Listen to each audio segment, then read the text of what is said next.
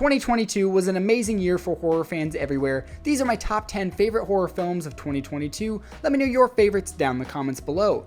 To start, here are the honorable mentions. First off, we have Smile, which was a really fun time in the theaters, but I don't see myself going back to watch this film very much in the future. Next up, we have The Black Phone, which was fun for what it was, but ultimately I didn't think it stuck the landing, and the last 40 minutes really didn't do much for me. After that, we have foreign film Speak No Evil, which was a really shocking film. There's one sequence in here that is absolutely horrifying, and I don't again see myself watching this film very often, possibly ever again, but if there's a horror fan that I wanted to show an extremely shocking film to, I might recommend this film to them.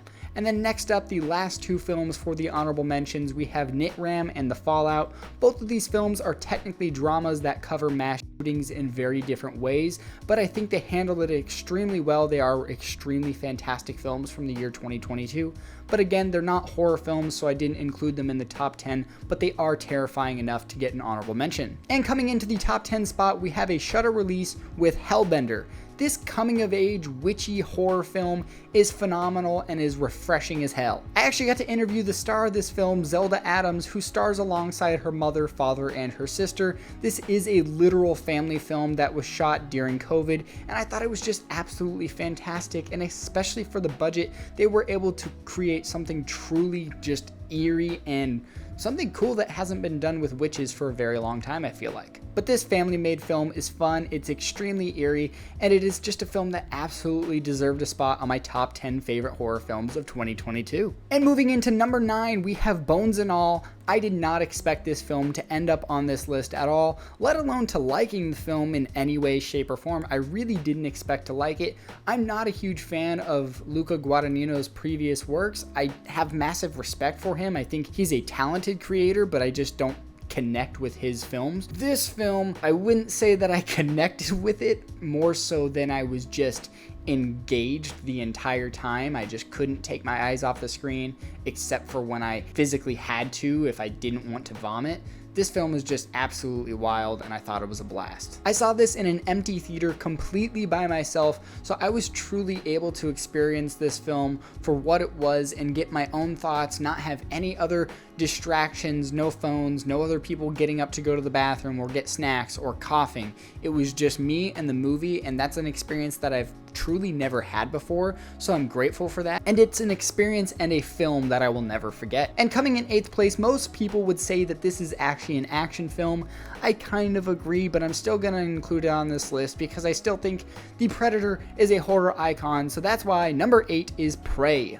Yes, I totally agree. If you want to consider this more of an action film more than a horror, I get it, do your own thing, but I always think that The Predator is a horror icon trapped in action horror films that just can't quite break the horror boundary. I would love it to see a full-on Predator horror film, but this was just phenomenal, and it's easily the best Predator film since the original. I had an absolute blast, and it's the only film that I watched at home this year that got me to cheer out loud. And if you don't know, I have reviews for every single film in the Predator franchise, as well as a ranking of the franchise and a ranking of my top 10 Predator kills. Moving into 7th place, we have horror comedy Bodies, Bodies, Bodies, directed by Halina Reijn. Never in a million years would I have expected a horror comedy film to end up on one of these lists, let alone be one of my favorite films of the year. I went out and purchased this Blu-ray on the first day that it was released because I enjoy it that much. Halina Reijn and the cast deliver tense sequences, really witty, fun dialogue that's engaging throughout, and the visuals are phenomenal. You can see everything that's going on in a setting that's supposed to be pitch black, and I absolutely appreciate the technical aspect of this film, as well as, once again, the performances.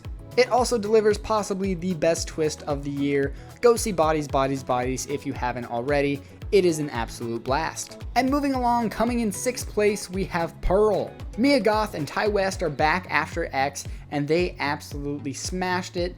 I love Pearl, I love Mia Goth, I love what Ty West is doing, and I love this franchise so far. Mia Goth is phenomenal as the titular character, and wow, the ending has one of the more creepy, unsettling sequences that you will see in the credits in a film, period. It's wild, it's goofy, and it's terrifying. And moving along to the top 5 horror films of the year, we have Swedish film The Innocents. This foreign film has been on my radar very, very early on this year, and I'm glad I kept up with it and didn't get anything spoiled, because this truly had the biggest shock of the year in any film that I've seen. I would even say that this film has the most shocking sequence since Parasite, and before Parasite, since Gone Girl. Fair warning, if you do want to watch The Innocents, you must make time to watch something happier afterwards. It is not a film you want to go to bed after. Please, I take that seriously. Watch something happy afterwards. It is not a lighthearted film, no matter what you think about it.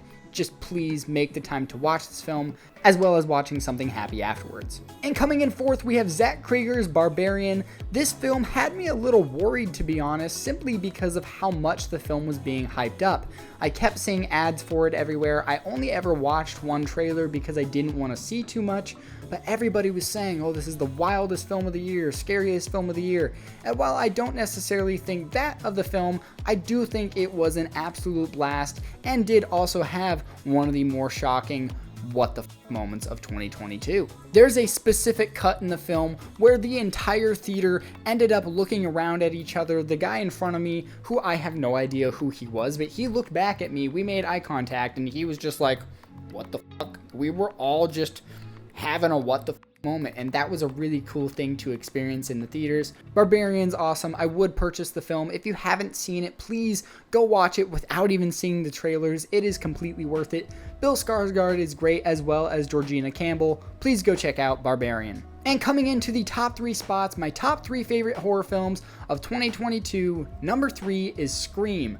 Yes, I'm a sucker for Ghostface and any sort of like whodunit style film, but Scream is my favorite horror franchise. It is the first horror franchise that I ever really made it through its entirety. It is a shorter franchise, so that's fairly easy to do so, but I love Ghostface. I love all the wackiness that comes with it, and I love all the commentary that you get in every different film. Scream has a special place in my heart. Scream 4 was my first midnight premiere screening ever, and I ended up seeing Scream 5, Scream 2022 at the same theater that I saw Scream 4 at 10 years later. So that was a really cool thing to experience, and I just absolutely love this franchise, and I can't wait to see where they take it with Scream 6. Coming in second place is Jordan Peele's Nope, which is no surprise for any of you that actually know me.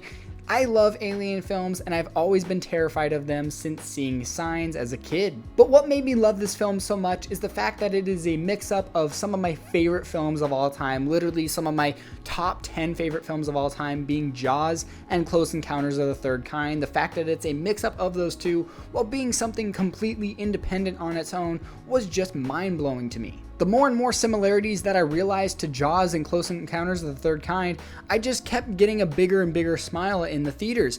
I was getting a film boner. I absolutely love Nope. The visuals are fantastic. The night sequences, which is basically most of the film, it's just gorgeous. I love Nope. Might even be my favorite Jordan Peele film at the moment. It kind of fluctuates between Get Out and Nope at this point. Us is for sure my least favorite, but I love all of Jordan Peele's work so far, and I will check out anything that he does in the future. Wow, I really love Nope. I know a lot of people were let down with this film, but this is something that I was looking forward to. I was hyped up for it. I saw it in IMAX, and it absolutely overexceeded my expectations. But easily coming in first place, this film has not left the number 1 spot the entire year on my list on my phone. Once I saw this film, I knew it was going to be my favorite horror film of 2022. You probably can guess it. Yes, it is X. Ty West, Mia Goth. I know Pearl was already on here in number 6. Different films, same franchise. Both of them are in the top 10 horror films of 2022 because they are fantastic. This film came out of nowhere. I saw the trailer, I thought it looked fun, the cast was phenomenal, and I was like, okay, it's gonna be a good fun time. We'll go to the theaters, have a good date night. Wow, I did not expect to like it as much as I did, and it is the only modern horror film that has made me cry. I would have never expected to have two films from the same director in the same franchise on my top 10 horror films of a year list, and I don't ever really see this happening very much in the future. I'm sure some other directors will start to do the same thing because of the fact that Ti West did it, but really Ti West did it first. It's going to be memorable for a very long time, and I love X, and I can't wait to see what he does with Maxine. X, alongside with Pearl, delivered the most heartbreaking and terrifying character of the year with Pearl. Pearl is terrifying and depressing. All of the other characters are extremely likable and have some redeeming qualities at the end of the day. They're all just humans and all have different sorts of emotions, and they display that really, really well. The set is fantastic, the music is ridiculously good, and I did not expect the film to play out the way that it did. But that is my ranking for my top 10 favorite horror films of 2022. X is my favorite horror film of the year. I absolutely loved it. I purchased that film also day one, and I really can't wait to see what Maxine brings. But those are my top 10 favorite horror films of 2022. Let me know your picks down in the comments below. I'm Carter, and I'll see you guys later. Peace.